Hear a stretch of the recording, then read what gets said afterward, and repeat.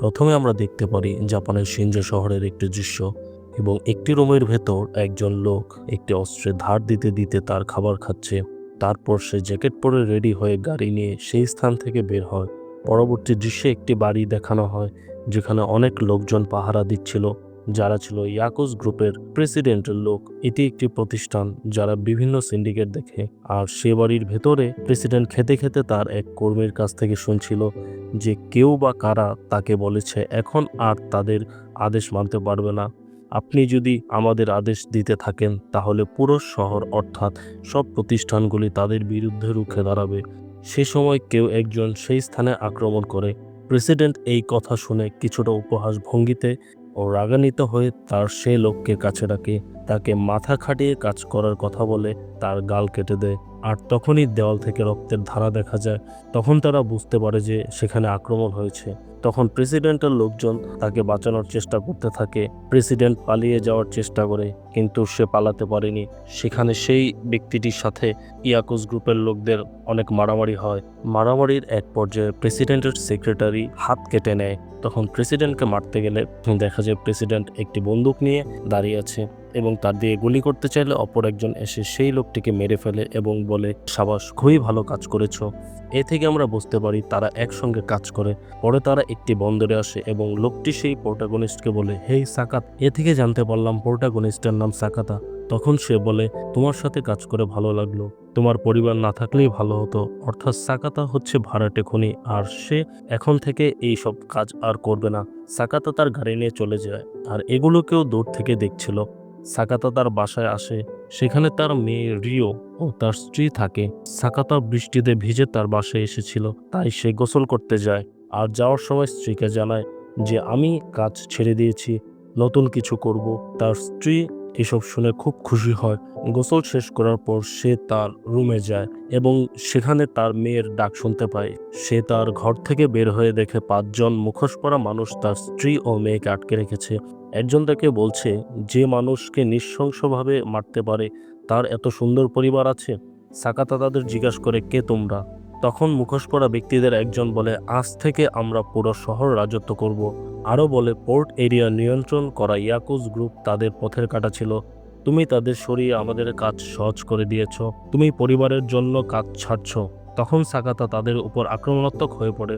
তার স্ত্রী ছেড়ে দেওয়ার আকুতি জানালে তার স্ত্রীকে মেরে ফেলে। সাকাতা তখন হাতজোড় করে তার মেয়েকে মারতে না করে। সেই সময় সাকাতা মেয়েটিকে পালিয়ে যেতে বলে কিন্তু তারা মেয়েটিকে গুলি করে। তখন মুখোশ পরা একজন বলে যে, লোকে বলে সিনজোতে একটা রাক্ষস আছে আর এটা 50 বছরে কেবল একজনের উপর ভর করে এবং পুরো শহরকে শ্মশান বানিয়ে ফেলে, আর এই জন্য তাদের রাক্ষসের হাত থেকে শহরকে বাঁচাতে হবে। সাকাতা তখন বলে, মেরে ফেলবো, তোদের সবাইকে একদিন মেরে ফেলবো বলে প্রতিজ্ঞা করে।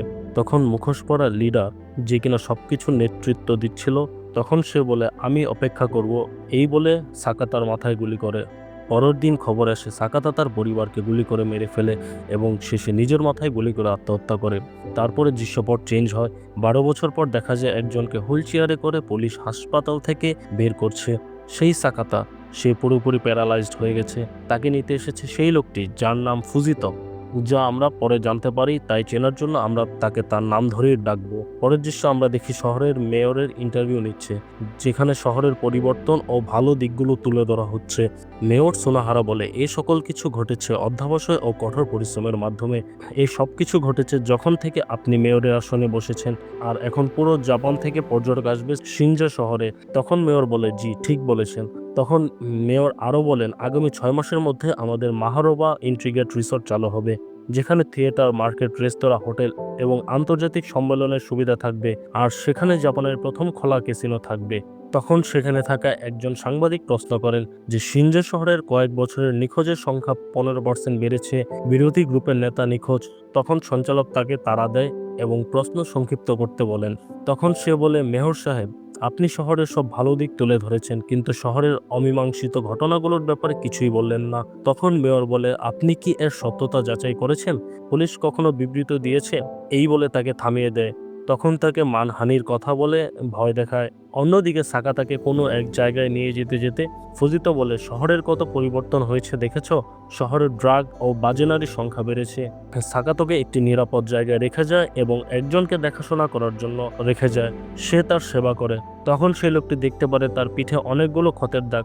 সাকাতোকে বাইরে নিয়ে বের হয়। যেহেতু সে হাঁটতে পারে না তাই সে হুইল চেয়ারে করে চলে। তো সেদিন রাতে সাকাতোকে নিয়ে বের হয়। বাসায় ফেরার সময় সাকাতোকে কাঁধে তোলে সিঁড়ি উপরে তোলার জন্য।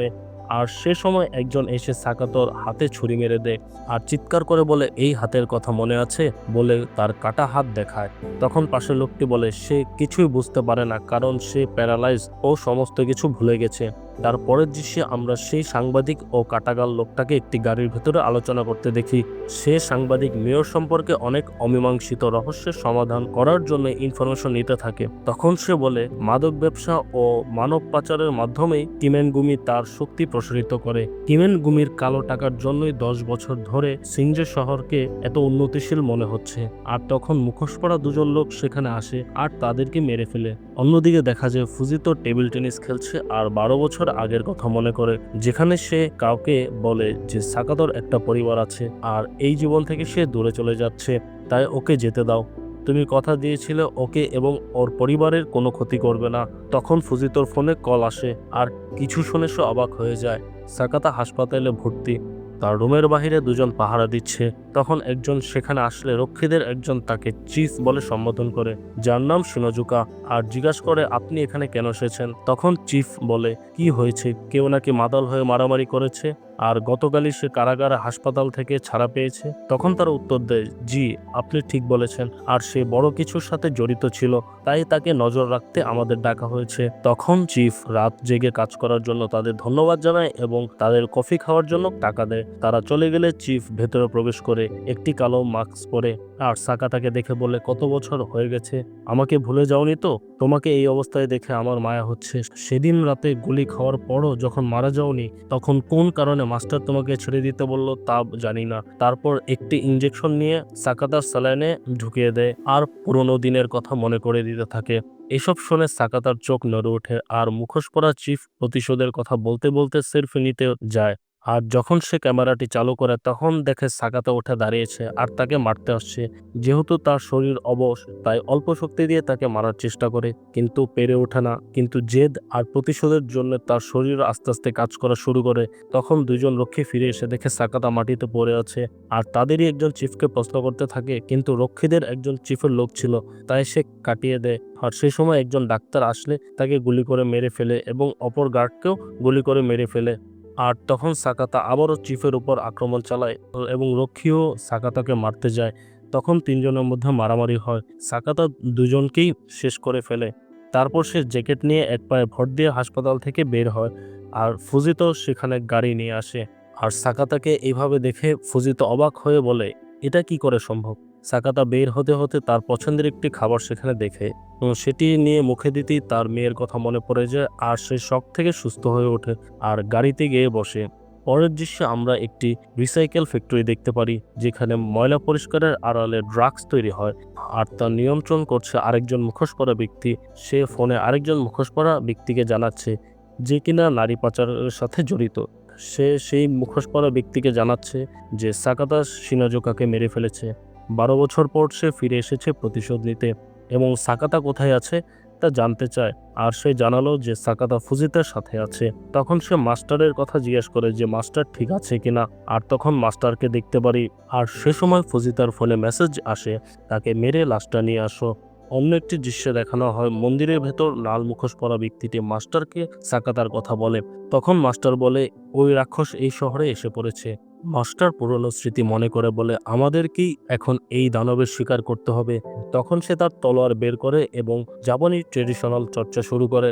অন্যদিকে দেখে ফুজিতো গাড়ি নিয়ে সেই ফ্যাক্টরিতে যাচ্ছে আর সাকাতার লাশ একটি ব্যাগে করে নিয়ে আসে। সাকাতাকে মেশিনের ভেতর ফেলে দেয় আর ফুজিতো গাড়ি নিয়ে ফ্যাক্টরি থেকে বের হয়ে যায়। সাকাতা যখন ভেতর প্রবেশ করে তখন দেখা যায় সে মারা যায়নি। সে ব্যাগের চেইন খুলে বের হয় আর সেখানকার লোকদের সাথে মারামারি করতে থাকে। সে সেখানে সবাইকে মারতে মারতে লাশের বন্যা বইয়ে দেয়। আর ফুজিতো সেখান থেকে বের হওয়ার সময় গুলিবিদ্ধ হয় আর ফ্যাক্টরির নিয়ন্ত্রণে থাকা মুখোশ পরা সে ব্যক্তি যার নাম ইকাকু, সে বাহিরে বের হয়ে আসে আর পুরো ফ্যাক্টরিটি বোমা দিয়ে উড়িয়ে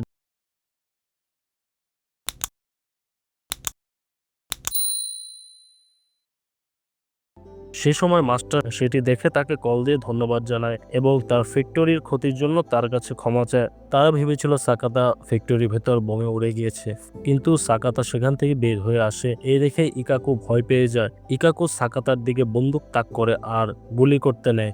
ঠিক সে সময় ফুজিতা গাড়ি দিয়ে এসে ইকাকুকে ধাক্কা দেয়। ফুজিতা তখন গুলিবিদ্ধ এবং সে অনুশোচনায় সাকাতার কাছে ক্ষমা চায় আর জানায় তার স্ত্রী ও মেয়ের মৃত্যুর জন্য সে দায়ী। এই কথা শুনে সাকাতা ফুজিতাকেও মেরে ফেলে। সাকাতা ইকাকুকে নিয়ে একটি রুমে গিয়ে মারতে থাকে আর ইকাকু সাকাতাকে নিয়ে তামাশা করে, বলে তোর জন্য মায়া লাগে, আমি মাস্টারের প্রতি অনুগত্যের শপথ নিয়েছি, এই পৃথিবীকে ভালো করতে আমি আমার জীবন উৎসর্গ করব। তখন মাস্টারের কল আসে আর সাকাতাকে উদ্দেশ্য করে বলে, সাকাতা খুনাখুনি বন্ধ করো আর তাকে ছেড়ে দাও, এমন করলে পুরো সিনজো শহর ধসে পড়বে।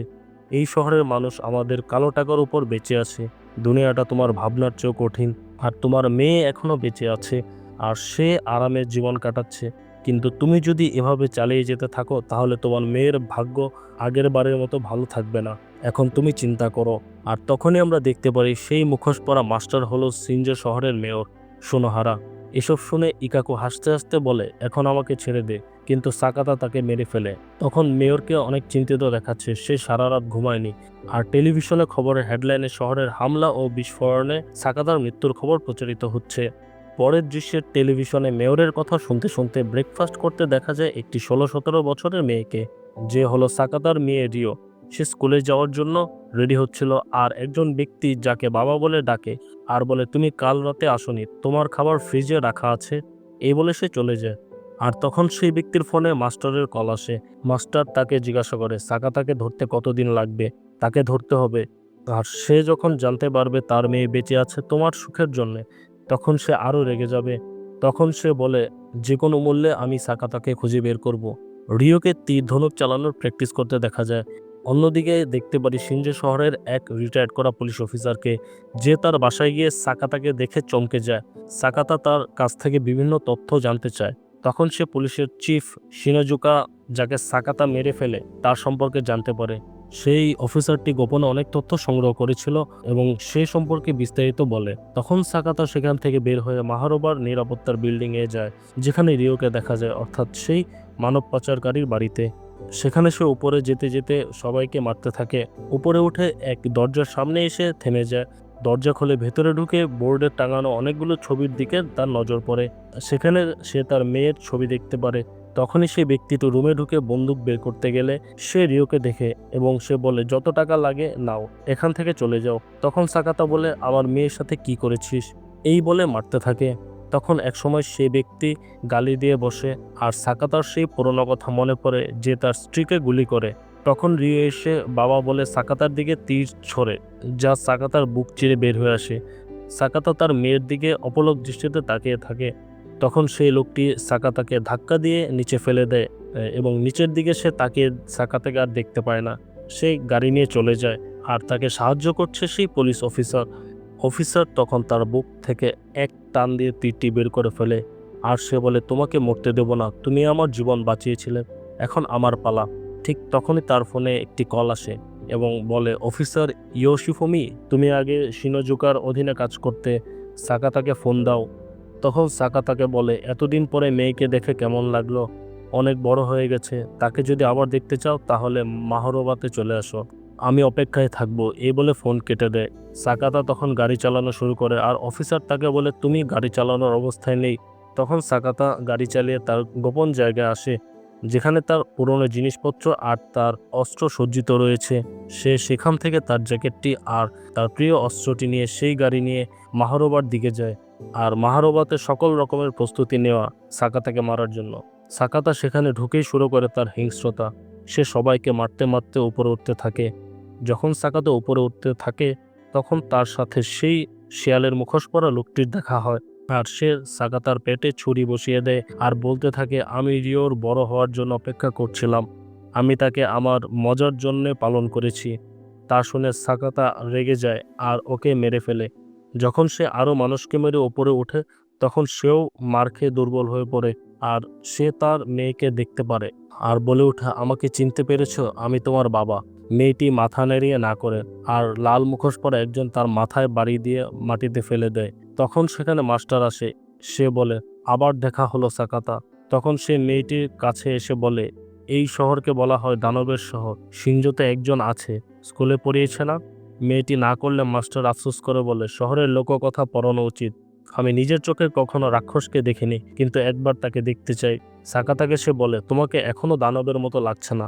এ বলে সে রিওর গলায় তরোয়াল রেখে বলে, কোনো কারণ তো আছে যেটা তোমাকে রাক্ষস বানাচ্ছে না। সাকাতা তখন রিও অর্থাৎ তার মেয়েকে ছেড়ে দিতে বলে।